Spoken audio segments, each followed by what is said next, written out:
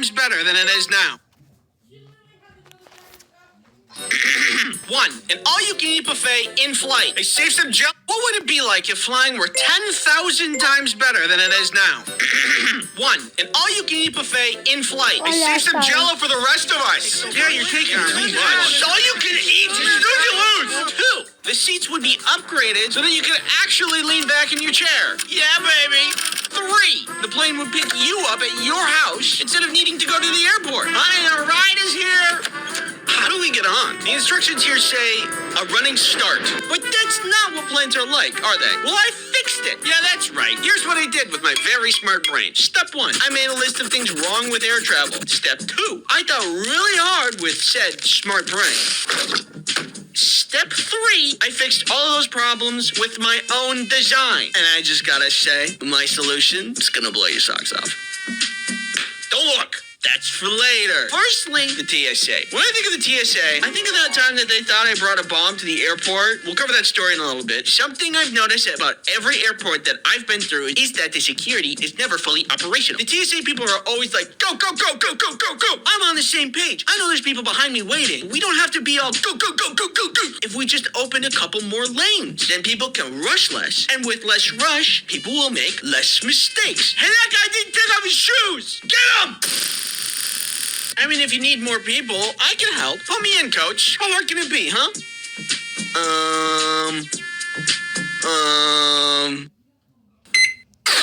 What did you do? I don't know. The thing I have a lot of trouble with when doing the whole song and dance with security is it's never consistent. In one airport, it's one thing, but in another airport, you just don't have to do that thing. Okay, people, come on. Shoes off, hats off, electronics out. You, do a backflip.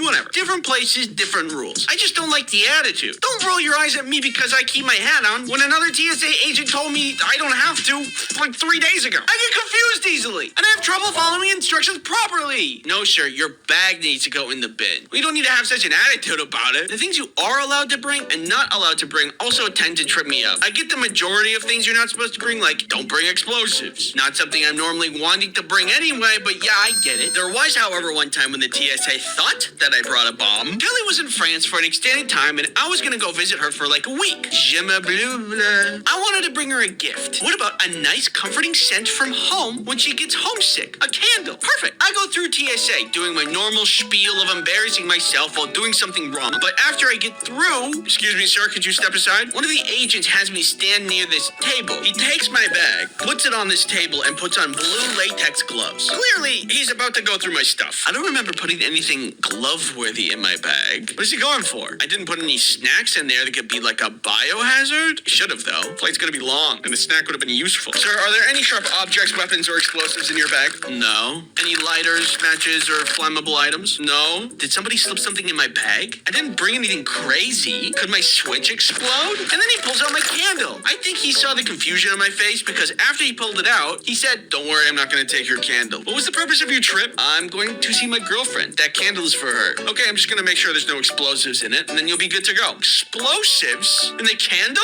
I know that candle is great, but I didn't know it was the bomb. Apparently what can happen is that explosives can be hidden inside of wax, which then can be used for exploding. Scrubbing bubbles. That's the scrubby way.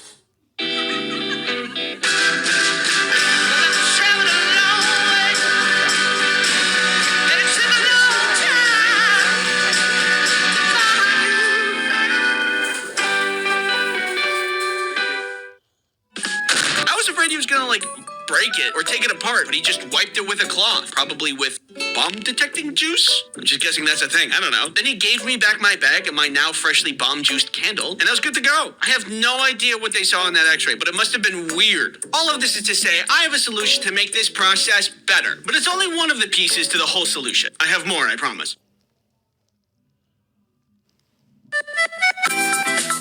This video is sponsored by NordVPN. Safety on flights is the most important thing for a good flying experience. It's the same thing for browsing online. For you to have a good experience, you need good safety measures in place. NordVPN is the VPN you need for a good experience. Check this out. See this guy? He wants your data. Yeah, that's true. I want that. See this right here? NordVPN can stop him. You can just do it. Yeah, he's right. You can just do that. Yeah, what a right! gosh! NordVPN has other protections too. If you're ever wanting to stop malicious ads or nasty malware, NordVPN can just take care of it. Or I can too. You know I always have your back. Is this guy bothering you? No. NordVPN can also be installed on your tablet, your phone, your computer, most any device you need protected. What about my car keys? No, I don't think that's an option. But don't worry, I can fill the gap. Hey, what are you looking at? Huh? You want this guy's car keys? Use promo code ScreamStars to get NordVPN's 2-year plan plus 4 additional months for free. It's risk-free with Nord's 30-day money.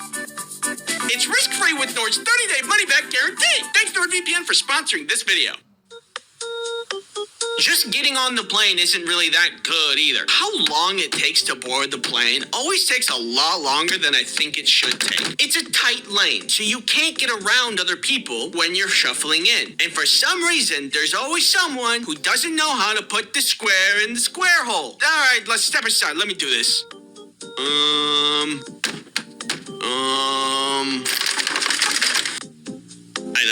I don't know either. Sometimes I wonder if it'd be better if people had to pass a test before getting on the plane. Where is he gonna go first? Hey, he can't talk to me like that. Sir, please complete your test before proceeding. Stupid. But I thought of a solution that makes boarding painless and instant. And that's 2 solutions right there.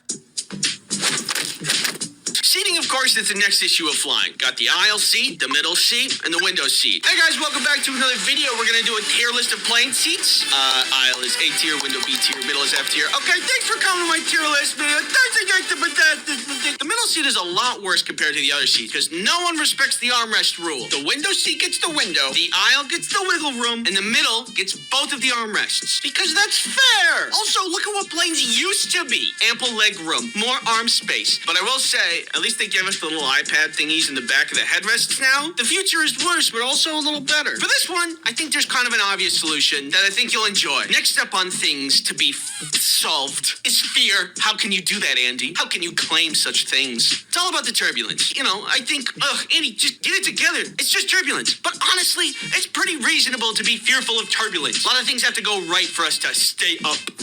It's hard flying. As of today, the best thing I can do is browse brain rot content on TikTok, which puts me in a weird trance-like state. It's not a perfect solution, but it gets the job done. I believe there is a much better way to remove fear altogether for those of us who have a tough time with it. Adding this to the pile of solutions we have, we are almost at a complete, perfect flight experience. We are nearly there.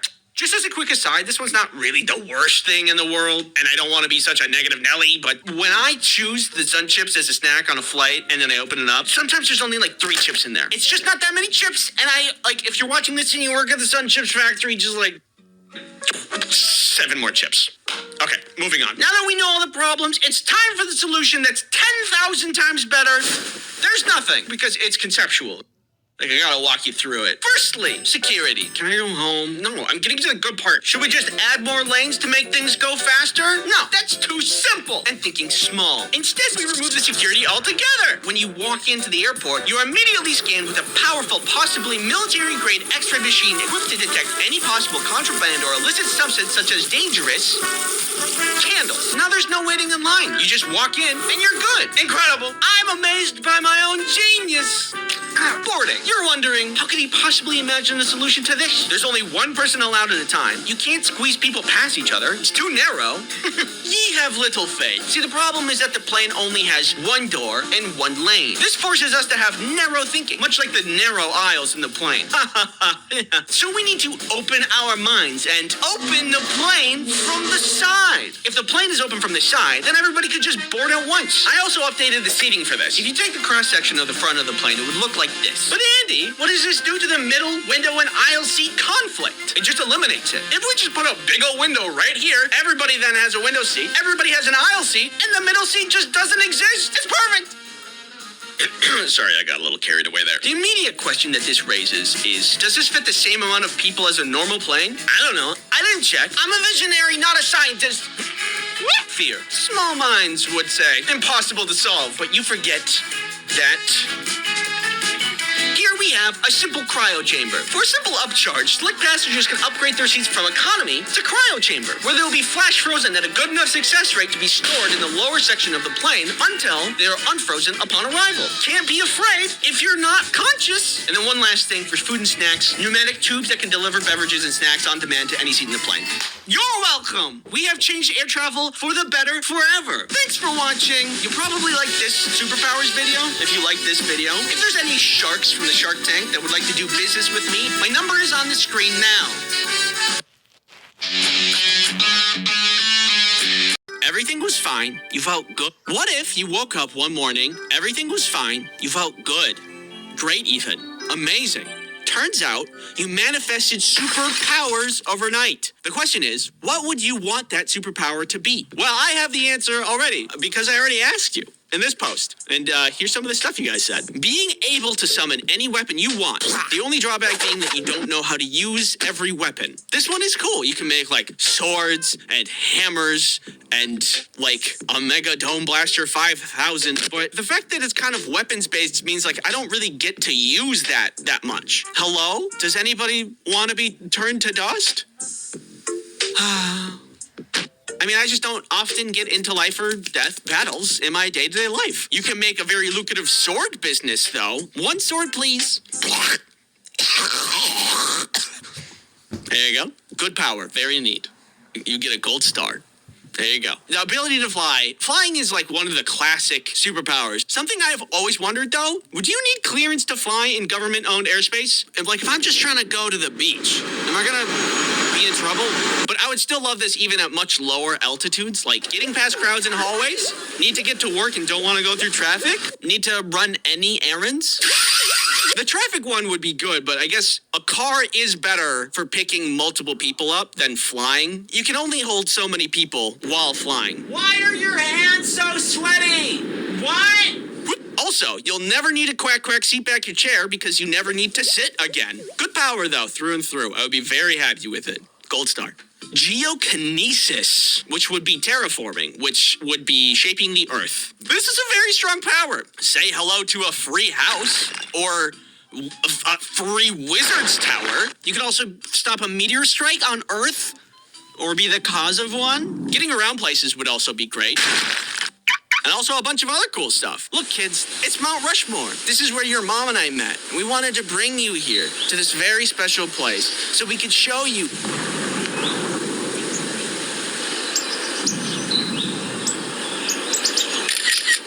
Very good power, gold star. Next up, the superpower to bear with me. This video is sponsored by Keeps. Are you in need of an affordable hair loss treatment subscription service? No, I think I'm actually doing pretty good. Keeps is an affordable hair loss treatment subscription service that helps men keep their hair. Keeps is convenient and can be delivered right to your door instead of needing to go to the store. My chemicals! Keeps has a 24/7 care and support network of advisors and specialists to help you with any hair goals you may have. In addition to hair loss treatment, Keeps has a thickening shampoo and conditioner that makes your hair robust, powerful, and will demand respect. Keeps has everything your hair needs delivered right to your door with a subscription service that will remind you when you need refills to continue your hair domination goals. Hair loss stops with Keeps. Get 50% off your first order. Go to keeps.com/ice cream sandwich or click the link in the description. KEEPS.com/ice cream sandwich. Self-cloning. This is also very good. Need to clean a whole house? Need some errands done? How about cloning yourself until every minute task is done by one person? You could also travel anywhere you want at crazy speeds. Point yourself at the direction your destination is. Then clone yourself. Then both of you clone. And then all of you clone. And then you fall over. The only thing is that you might not survive the landing. Actually, wait. If this one works by Naruto rules, then that's really good. You could clone yourself a ton. All of your clones study different parts of things. And then when you recombine, all of the knowledge combines too.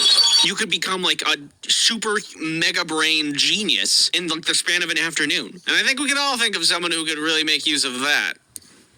Is it you? No. What? No. I'm the one who made the video. Why would I... What? What the heck? That doesn't even make sense. I'm the one who made this video. How does it even make sense? Thanks for watching. Sorry I was gone for a long time. More stuff coming for the channel, coming down the pipeline.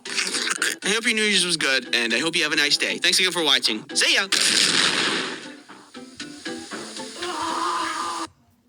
For the acute treatment of migraine with or without aura in adults, Nurtec ODT can... Do I look like somebody who likes to work, or do I look like somebody who likes to eat pizza like a cook? Look at me. Look at my eyes. Do I look like somebody who likes to work, or do I look like somebody who likes to eat pizza like a cookie? Personally, I think it's kind of weird how much we're expected to work in high school. Like, you have to go and serve people McDoubles for 4 hours and then go home and solve for an X. That's a lot of work. Does anybody else think that's crazy?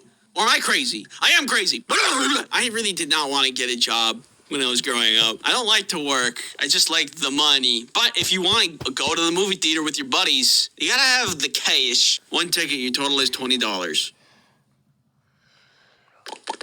For my first job, I wanted to avoid the food service because I feared people will be a little bit more abrasive when it comes to their meals. You'll find rude customers anywhere, but I just feel like when food's involved, things get a little hairy. I don't want people yelling at me about onions. I don't care about onions. I ended up working somewhere that's not food, which I will show you through example.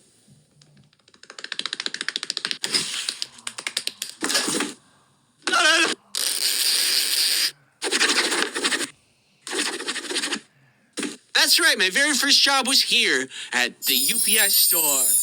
It was not really that great, just a regular job. Don't worry about that. When I turned the age of 16, my dad helped me network with the local UPS store and get me a job, which thank you, Dad, for helping me do that because at that age, I was not the proper candidate for being an employee. While working there, I met a lot of really nice people and a lot of really cool people. But when you work in retail, it's impossible to not meet some, how would I say this in a nice way?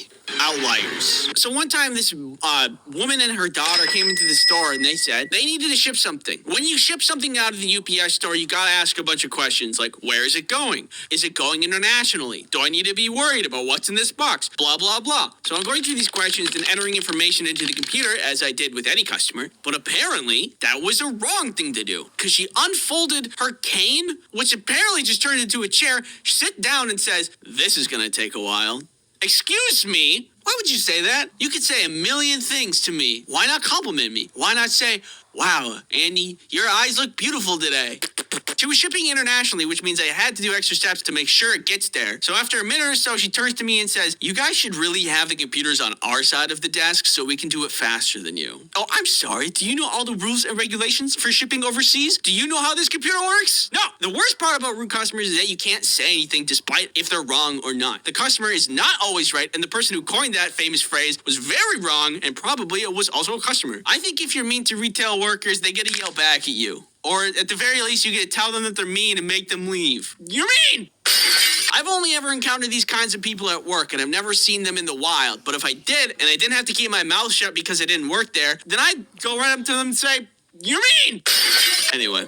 Then there was this other time when this guy tried to ship drugs. That day was particularly slow. Nobody was coming in, and it was just me and my coworker, Tony. Tony and I got along really well, because neither of us like to work. I want to go home. Me too. At one point, a guy comes in to buy just one single box. Simple, easy, he's in and out in a jiffy. But 5 minutes later, he comes back in, same box, but now something's packed up inside it. I saw the box and how he packed it, and he did the thing where he kind of fold the flaps on top of each other, which is a problem because then it just falls out if it's not taped. Can I get a description of what's in this box? It's private. I mean, we just need a general description, like, is it food, perishable? It's microchips. Okay. Microchips. Now, because the box wasn't properly taped, Tony came over and was going to tape it up for me while I was helping him on the computer. But the guy stops Tony.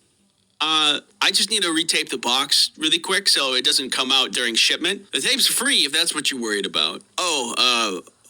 Okay. He timidly allows us to do that, which I don't really know what his end game was because we opened the box and there was weed.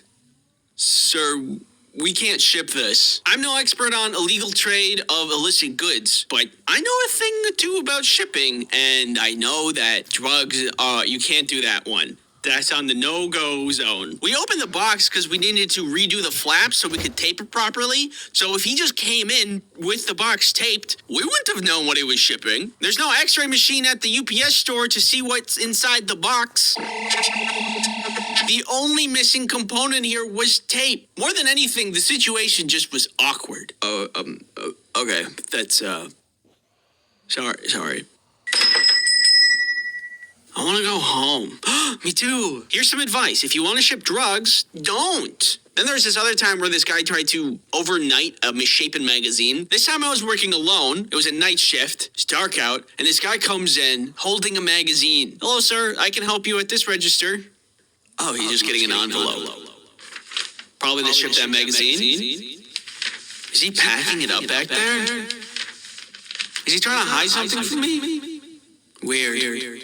I want to go home. I'd like to ship this next day air, please. When you ship like a piece of paper next day air, UPS has this special envelope that makes it cheaper. And I saw that he's trying to do that. So I talked to him about it. Oh, actually, we have these special envelopes that cut you a deal, so it's cheaper to ship next day air. At first, he was hesitant about that, which is definitely a red flag because it was like $100 cheaper to ship through the special envelope. And why wouldn't you do that? You could spend $100 on buying, like, I don't know, Five Guys. That's a lot of Five Guys. Five Guys good. But still, nobody would pass that up. So it was weird that he hesitated. I eventually talked him into it because I think he was like catching on that I was catching on that he was being suspicious. So I started typing in the information for him and he started to move the magazine from the envelope he picked up already to the other envelope that I offered him. And while he was doing this, I saw that it had a big weird lump in it. So that's another red flag. 2 for 2, baby.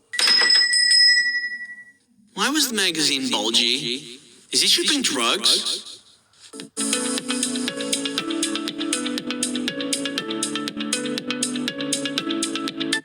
Magazine bulgy. Is he shipping drugs?